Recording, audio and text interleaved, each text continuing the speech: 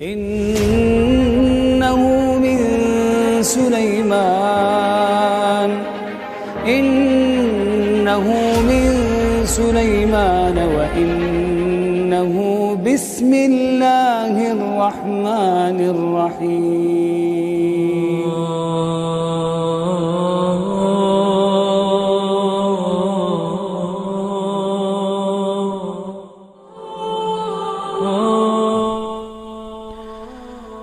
Ma'asyiral muslimin yang dimuliakan Allah Subhanahu wa taala. Kisah tentang rahasia di balik Safinatun Nuh bukan hanya dibicarakan orang-orang Islam saja, tapi juga dibicarakan oleh umat-umat sebelum Islam. Dicatat dalam kitab-kitab seperti Taurat, Injil dan yang lainnya. Saya contohkan saja versi Taurat yang disebutkan dalam kitab Safarut Taqwin, nihayatu kulli basharin qad atat amami. Nuh berkata, akhir setiap manusia sudah datang di hadapanku. Li'annal arda imtala'at zulman minhum, karena bumi telah dipenuhi dengan kezaliman yang menyebar. Faha ana, Allah Subhanahu wa taala, afwan, ini perkataan Allah Subhanahu wa taala kepada Nuh, bukan perkataan Nuh. Saya ulang, nihayatu kulli basharin qad atat amami. Kehancuran setiap manusia sudah datang di hadapanku.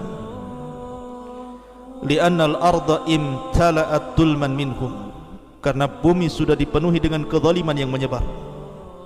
Faha ana muhlikuhum ma'al ardi, maka saya akan hancurkan mereka bersama bumi. Isna li nafsika falkan min khasabin jufri, wahai Nuh, buatlah untuk dirimu sebuah perahu dari kayu. Taj'alul fulka masakina, yang kau bisa jadikan perahu itu tempat tinggal. Wa tatlihi min dakhilin wa min kharijin bil qar, kemudian benahi kapalmu, kamu oles dengan minyak-minyak supaya tidak bocor, maksudnya. Wa hakadha tasna'uhu, begitulah engkau harus membuatnya. Kemudian disebutkan meterannya, salasa mi'ati dira'in yakunu tulu al-fulki, di mana 300 hasta panjangnya kapal itu. Wa khamsina dira'an arduhum, dan 50 hasta bentangannya atau lebarnya. Wa salasina dira'an irtifa'u, dan 30 hasta tingginya. Jadi panjangnya 300 hasta, kemudian lebarnya 50 hasta, kemudian tingginya 30 hasta. Kemudian wa tada'u babal fulki fi janibihi masakina sufliyatun wa mutawassitatun wa ulwiyatun, maka jadikan bagian-bagian kapal itu, ada yang di bawah, ada yang di tengah, ada yang di atas, menunjukkan bahwa kapalnya Nabi Nuh itu ada 3 tingkat. Faha ana ati bitufanil ma'i alal ardi li ahlika kulla jasadin fihi ruhu hayatin min tahtis sama, maka saya akan hancurkan setiap jasad yang ada rohnya yang berada di kolong langit. Kullu ma fil ardi yamut, setiap yang ada di bumi pasti mati. Kemudian Allah Subhanahu wa taala mengatakan, masukkan juga setiap itsnaini min kulli tudkhilu ilal fulki listiqaiha ma'aka, Setiap binatang-binatang yang berpasang-pasangan masukkan juga. Takunu dzakaran au untha, laki-lakinya perempuannya.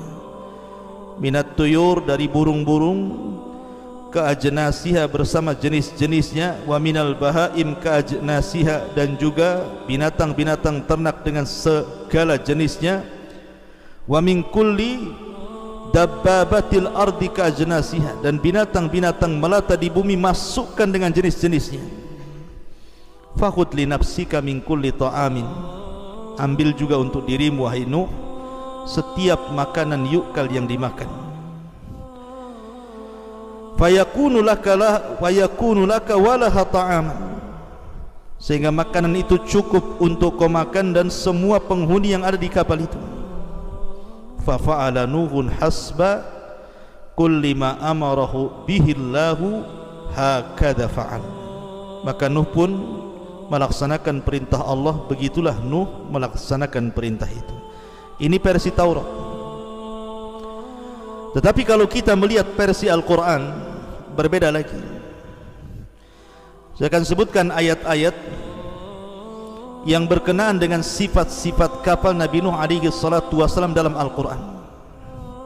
Pertama disebutkan dalam surah Hud ayat 37, wasna'il fulka bi'ayunina wa wahyina wa la tukhatibni fil ladhina zalamu innahum mughraqun, dan buatlah kapal itu dengan pengawasan dan petunjuk wahyu dari kami, dan janganlah engkau bicarakan dengan aku tentang orang-orang zalim, sesungguhnya mereka akan ditenggelamkan. Di sini Allah Subhanahu wa taala memerintahkan Nuh untuk membuat perahu. Kemudian disebutkan dalam surah Al-Mu'minun ayat 27 juga, fa auhayna ilaihi anisna'il fulka bi a'yunina wa wahyina fa idza jaa amruna wa farat tanur fasluk fiha min kulli zawjayn ithnaini wa ahlaka illa man sabaqa alaihi alqawlu minhum wa la tukhatibni fil ladina zalamu innahum mughraqun. Lalu kami wahyukan kepadanya, buatlah kapal di bawah pengawasan dan petunjuk kami, maka apabila perintah kami datang dan tanur dapur telah memancarkan air, maka masukkanlah ke dalam kapal itu sepasang-sepasang dari setiap jenis, juga keluargamu, kecuali orang-orang yang lebih dulu ditetapkan akan disiksa di antara mereka, dan janganlah engkau bicarakan denganku tentang nasib orang-orang zalim, sungguh mereka akan ditenggelamkan. Di sini Allah sifatkan bahwa Allah Subhanahu wa taala merintahkan untuk membuat perahu dan memasukkan binatang-binatang yang berpasang-pasangan ke dalamnya.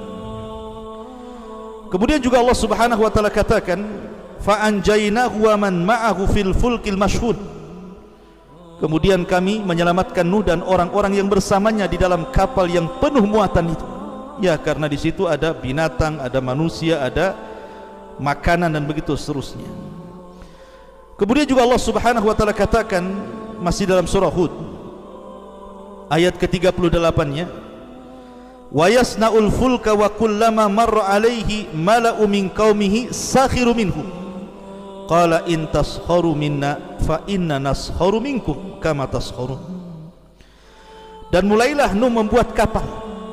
Setiap kali pemimpin kaum berjalan melewatinya, mereka mengejeknya, seolah-olah, hei Nuh, dulu kau seorang nabi, kenapa pula jadi tukang kayu? Maka Nuh berkata, jika kamu mengejek kami, maka kami pun akan mengejek kamu sebagaimana kamu mengejek kami. Ya, sebelum dibuatnya dan sedang dibuatnya kapal, mereka mengejek. Setelah Nuh berada di atas perahu dan Allah selamatkan, maka al-jaza'u min jinsil amal, balasan itu disesuaikan dengan amalannya. Kemudian juga disebutkan dalam surah Al-Haqqah ayat 11-12, Allah mengatakan, an inna lamma tagal ma'u hamalnakum fil jariyah linaj'alaha lakum tadhkiratan wa ta'iyaha udunun wa'iyah. Sesungguhnya ketika air naik sampai ke gunung, kami membawa nenek moyang kamu ke dalam kapal agar kami jadikan peristiwa itu sebagai peringatan bagi kamu dan agar diperhatikan oleh telinga yang mau mendengarkan. Kemudian juga sifat perahu Nabi Nuh juga disebutkan dalam dalam surah Al-Ankabut ayat 15. Fa'anjaynahu wa ashabas safinati wa ja'alnaha ayatan lil alamin. Maka kami selamatkan Nuh dan orang-orang yang berada di kapal itu, dan kami jadikan peristiwa itu sebagai pelajaran bagi semua manusia. Dan juga Allah Subhanahu wa taala katakan wa hamalnahu ala dzati alwahin wa dusur tajri bi a'yunina jazaan liman kana kufir wa laqad taraknaha ayatan fahal min mudzakir. Dalam surah Al-Qamar juga Allah katakan ayat 14-15, dan kami angkut Nuh ke atas kapal yang terbuat dari papan dan pasak. Artinya perahu Nuh itu bukan dari besi tetapi dari kayu, yang berlayar dengan pemeliharaan kami sebagai balasan bagi orang-orang yang telah ingkar diingkari kaumnya. Dan sungguh kapal itu telah kami jadikan sebagai tanda pelajaran, maka adakah orang-orang yang mengambil pelajaran itu? Ma'asyiral muslimin yang dimuliakan Allah Subhanahu wa taala, dari sini datanglah beberapa sifat kapal berdasarkan nas Al-Qur'an. Pertama, di sini Allah Subhanahu wa taala katakan annaha dzatu alwahin wa dusur. Jadi kapal Nabi Nuh itu terbuat dari papan dan pasak. Jadi pakunya itu pasak, kemudian badan kapalnya itu kayu-kayu yang sudah diserut. Begitulah berdasarkan nas Al-Qur'an. Kemudian juga di antara sifatnya annaha dzatu masalik au masakin au ghuraf hasba ma warada fi suratil mu'minin. Jadi kapal itu bisa dijadikan tempat tinggal, saking besarnya kapal itu. Dan juga ada kamar-kamarnya. Jadi ada kamar-kamar untuk manusia, ada kamar untuk binatang, ada kamar untuk burung, semua disediakan. Berdasarkan surah Al-Mu'minun, fasluk fiha min kulli zawjaini itsnaini wa ahlaka illa man sabaqa alaihi alqaulu minhum. Maka masukkanlah setiap binatang-binatang yang berpasang-pasangan dan juga keluargamu, kecuali orang yang sudah ditetapkan mereka akan dibinasakan. Kemudian juga yang ketiga, dan ingat bahwa kapal Nabi Nuh ini mukjizat. Ingat, ini bukan kapal biasa, ini mukjizat, mukjizat seorang nabi. Bayangkan banjir itu dijelaskan sampai menutupi gunung-gunung tertinggi di dunia, dengan dihempas dengan tupan, dengan gelombang yang sangat besar, tapi tidak menggulingkan perahu Nuh. Kalau bukan mukjizat apa namanya? Jadi kapal ini mukjizat Nabi Nuh alaihi salatu wassalam. Tidak bisa kita bayangkan, namanya mukjizat itu keanehan. Makanya kapalnya Nabi Nuh alaihi salatu wassalam bisa selamat dari bahtera yang sangat maha dahsyat, yang secara logika harusnya kapal itu tenggelam dan terguling, itu harusnya. Tapi karena mukjizat dari Allah Subhanahu wa taala, makanya kemudian Allah Subhanahu wa taala mengatakan ayatan. Allah mengatakan fa anjaynahu wa ashabas safinati wa ja'alnaha ayatan lil alamin. Dan kami selamatkan Nuh dan juga orang-orang yang di kapal itu, dan kami jadikan sebagai tanda kuasa Allah. Jadi perahu itu memang tanda-tanda kekuasaan Allah, mukjizat yang Allah berikan kepada Nuh, mampu membuat kapal sehebat itu, padahal hanya terangkai dari kayu dan pasak-pasak saja. Ya. Ma'asyiral muslimin yang dimuliakan Allah Azza wa Jalla, bahkan disebutkan bagaimana sifat tufan. Allah katakan dalam surah Al-Qamar, fafatahna abwabas sama bima'in munhamir wa fajjarnal arda uyunan faltaqal ma ala amrin qad qudir. Kami buka pintu-pintu langit, kemudian kami hujani sederas-derasnya. Bukan hanya itu, wa fajjarnal arda, kami bukakan semua sumber-sumber yang ada di bumi kemudian dimuncratkan ke atas permukaan. Kemudian ditemukan air langit dan bumi, dan Allah perintahkan angin tufan untuk membawa air itu, bah tsunami besar, menggiring semua umat Nabi Nuh, ditenggelamkan. Sampai Kan'an berusaha naik ke atas bukit pun tidak bisa diselamatkan. Dan Allah juga mengatakan dalam surah Al-Haqqah, inna lama taghal ma hamalnakum fil jariyah linaj'alaha tadhkiratan wa ta'iyaha udhunun wa'iyah. Lihat di sini Allah Subhanahu wa taala mengatakan, sesungguhnya ketika air itu naik sampai ke gunung, jadi air itu terus meninggi sampai ke gunung, bahkan sampai menenggelamkan gunung. Kami membawa nenek moyang kamu ke dalam kapal agar kami jadikan peristiwa dahsyat itu sebagai peringatan bagi kamu, dan agar diperhatikan oleh telinga-telinga yang mau mendengarkannya. Lihat, sampai-sampai Allah Subhanahu wa taala menyebutkan sifat tufan luar biasa. Kemudian juga Allah Subhanahu wa taala berfirman dalam surah Al-Mu'minun, fa idza jaa amruna wa farat tanuh.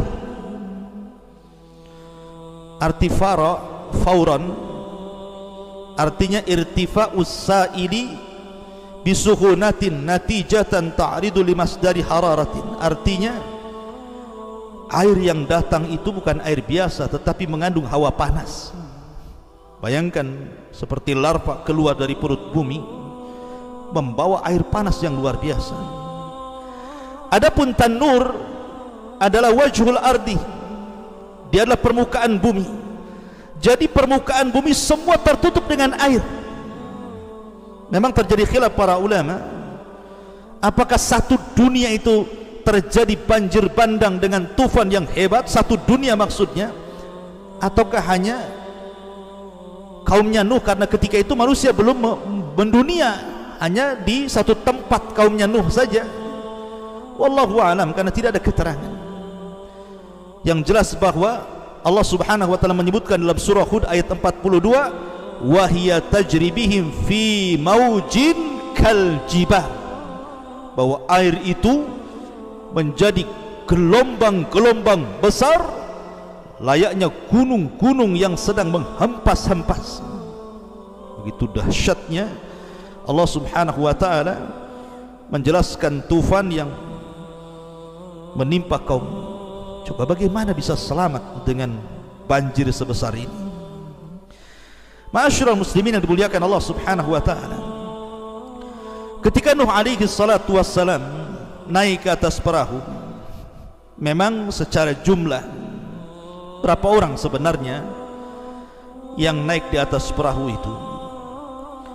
Kalau kita mengacu kepada Taurat ataupun perjanjian lama, kita Israiliyat, bahwa orang-orang yang ada di perahu itu jumlahnya sekitar,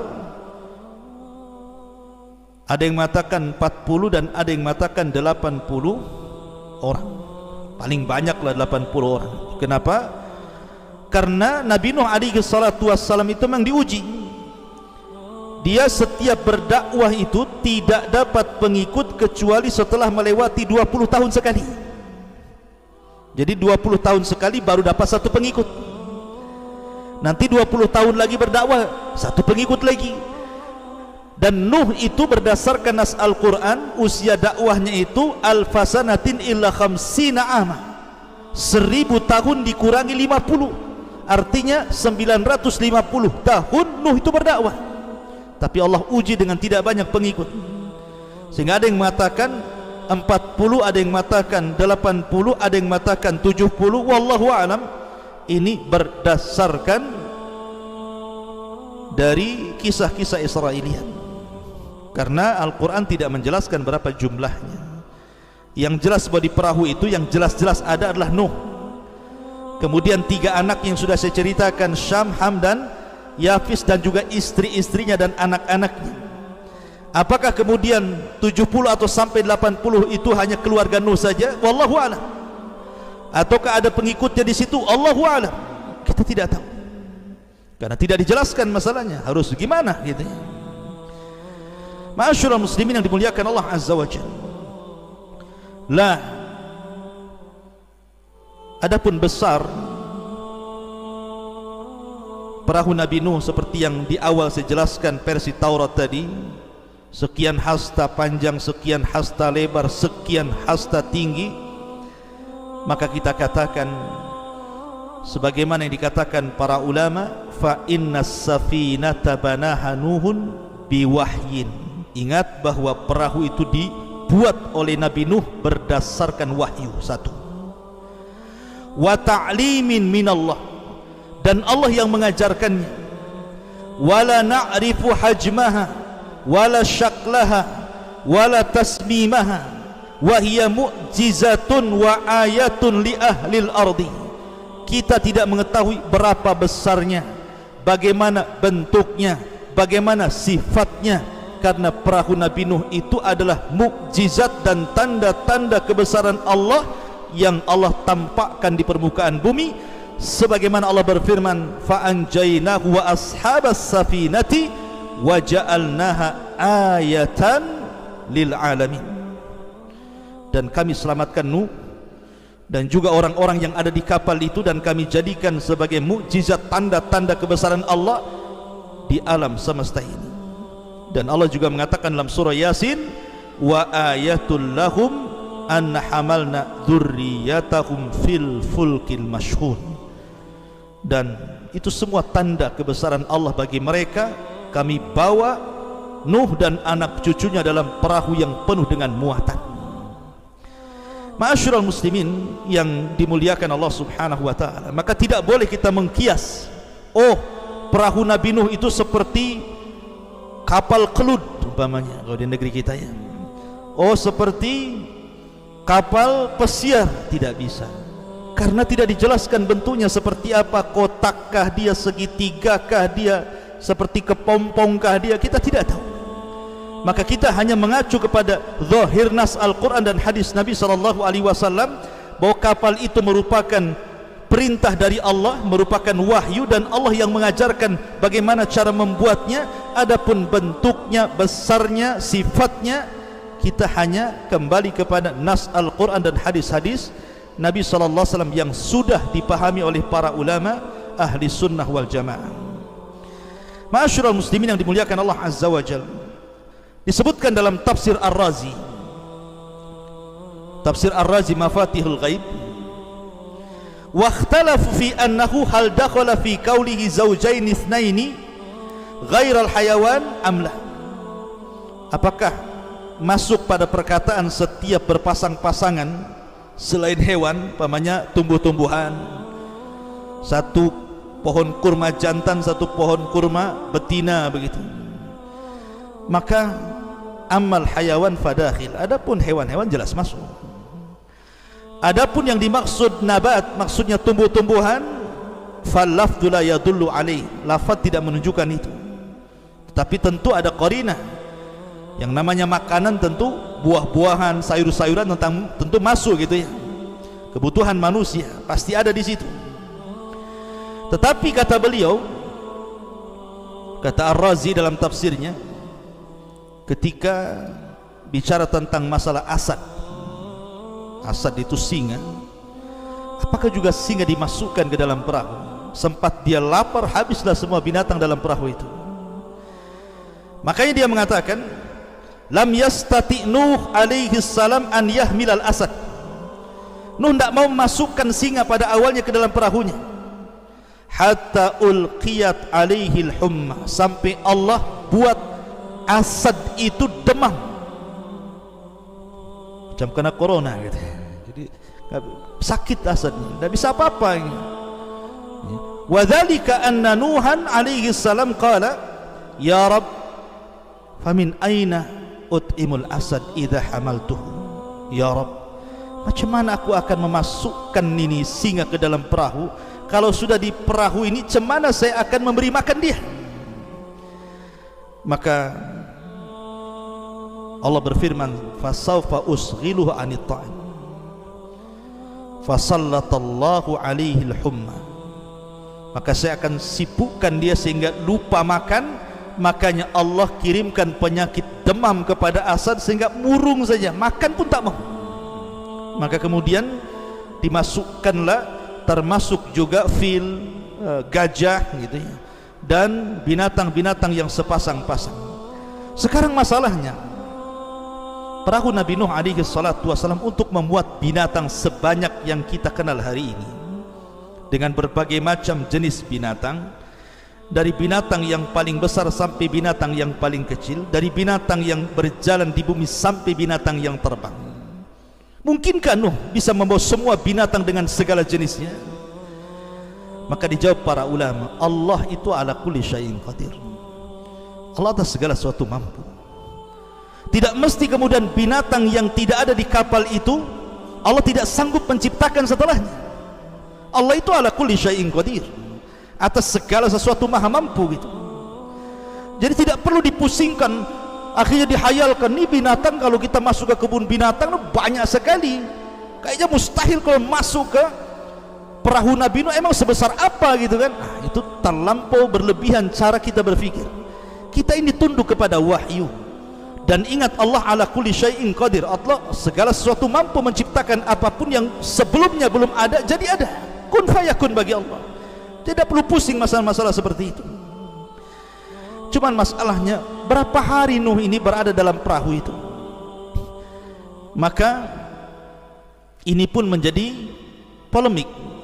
Kalau versi ahli kita, versi Israiliyat tadi, perjanjian lama mengatakan qad istamarra arba'ina yawman wa lailatan wa hiyal muddatu allati makatha fiha Nuhun fis safinati huwa wa man ma'ah min ahli iman alladina amanu bihi wa hum qillatun bid'atu wa samanun rajulan wa imra'atan.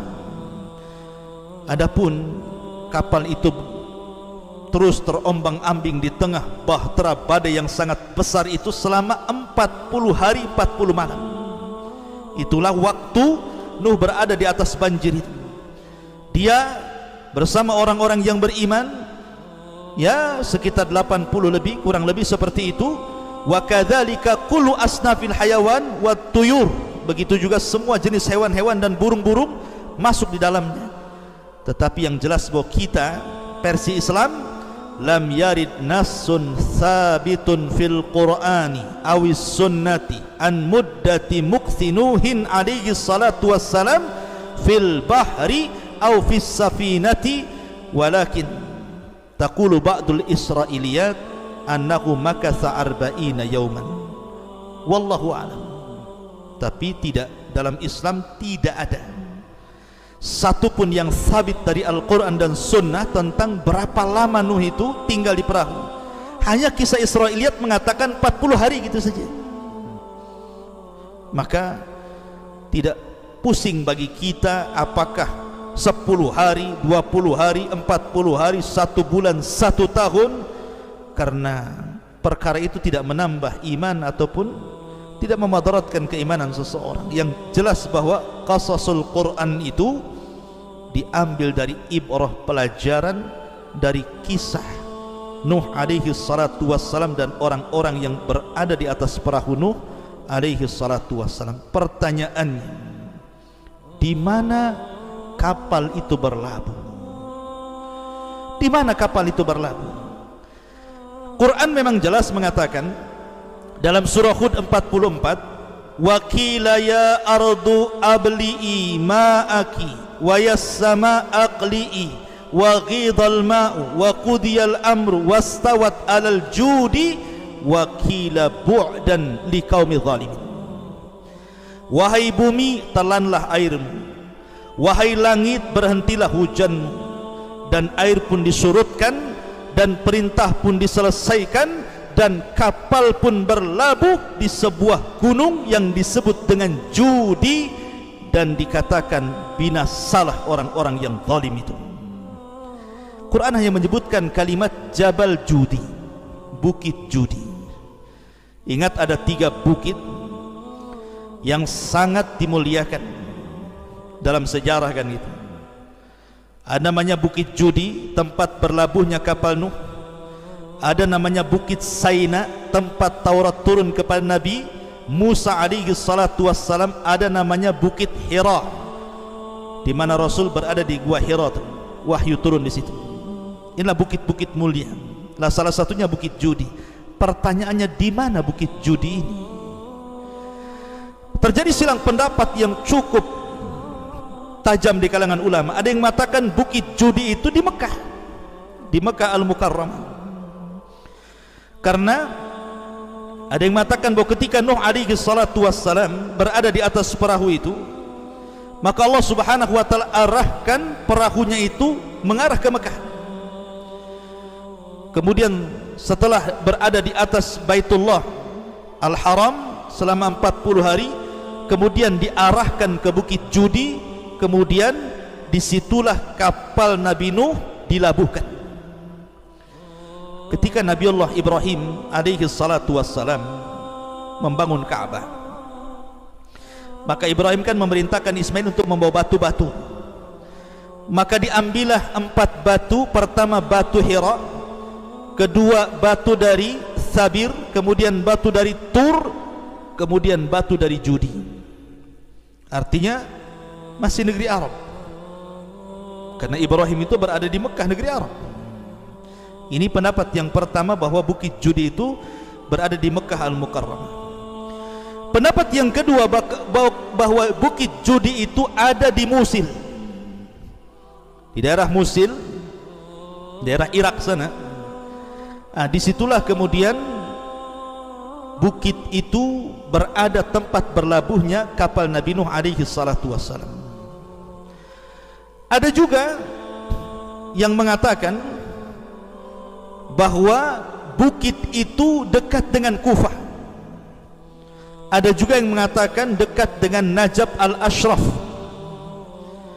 Tetapi yang masyhur dari kalangan para ulama tafsir, bahwa Bukit Judi itu berada di sebuah wilayah yang meliputi distrik Botan di Turki sana, dekat dengan perbatasan negara-negara Turki, Irak, Suria dan semacamnya situ. Dan pemerintah Turki pernah mendanai untuk menggali situs-situs itu, sampai akhirnya kemudian ditemukan situs-situs tersebut. Rupanya kemudian ada tonjolan di atas bukit itu, di mana persis menyerupai kapal. Panjangnya 170 meter, lebarnya 45 meter, hampir persis dengan ukuran panjangnya 300 hasta dan lebarnya 50 hasta yang diperintahkan Nuh dalam kisah Israel tadi. Bahkan ada yang mengatakan, para ilmuwan Amerika, Timur Tengah dan banyak sekali, banyak yang kemudian mempelajari tentang batu-batu besar, situs-situs itu dipelajari oleh mereka. Sampai-sampai ada yang mengatakan bahwa itu usianya sampai 100 tahun lebih. Wallahu alam, ini saya hanya baca saja, tapi yang jelas bahwa itu yang masyhur, bahwa Bukit Judi itu ya di daerah yang berada di wilayah mendekati Turki sana, dekat perbatasan Turki, Irak dan Suria. Tetapi yang jelas bahwa kita tidak bisa menjazam, oh di sini, oh di situ, tidak bisa. Karena Allah dan Rasulnya tidak menjelaskan di mana bukitnya. Bukit Judi, Bukit Judi, selesai. Ya bisa tidak di daerah-daerah yang disebutkan tadi. Karena perkara ini ghumud, masih samar gitu kan. Dan bagi kita kaum muslimin, sekali lagi, ketika mempelajari qasasul anbiya, kisah-kisah para nabi, maka kita ambil